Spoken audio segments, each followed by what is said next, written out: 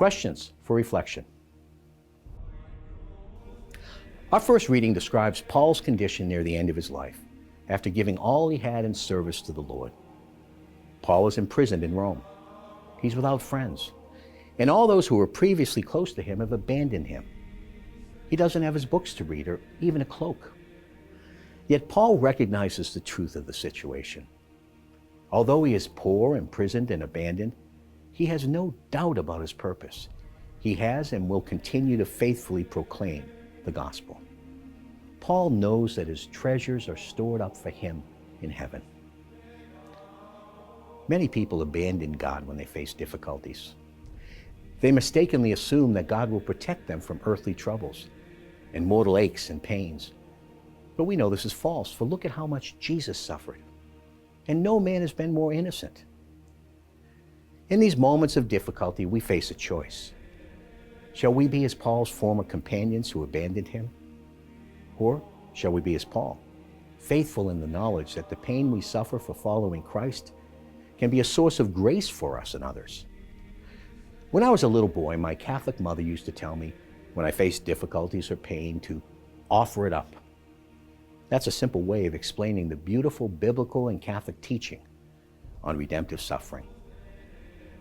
Sometimes we're invited to embrace even that which we do not want as the means of our transformation.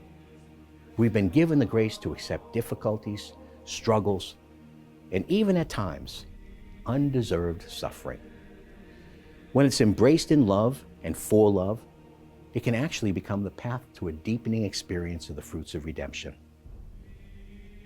The Christian tradition instructs us that even undeserved and unmerited suffering, when joined in love to the sufferings of Jesus Christ, can produce extraordinary fruit within us, and then through us as we change.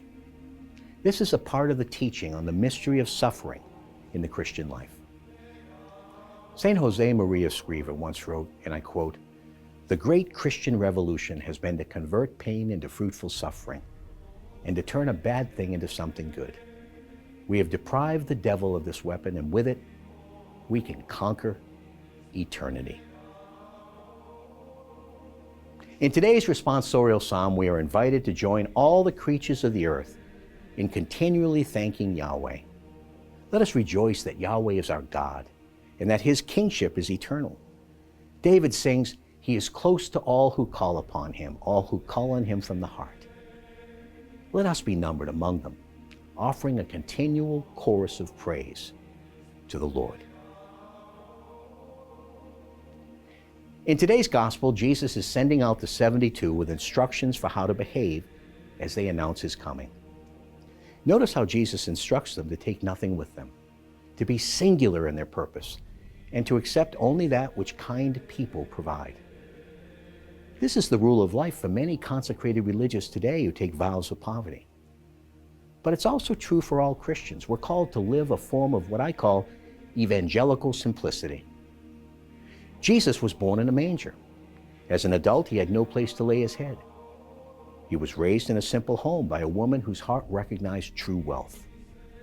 Remember the words that the angel spoke to Mary when she asked how it could be that she would bear the Messiah? "Nothing is impossible with God." That's Luke 1:37. Mary understood that when you have the Lord, you have it all. She lived in the economy of heavenly scale, and if we choose to do so, we can live there too. There's an invitation to evangelical simplicity in God's loving plan for each one of us.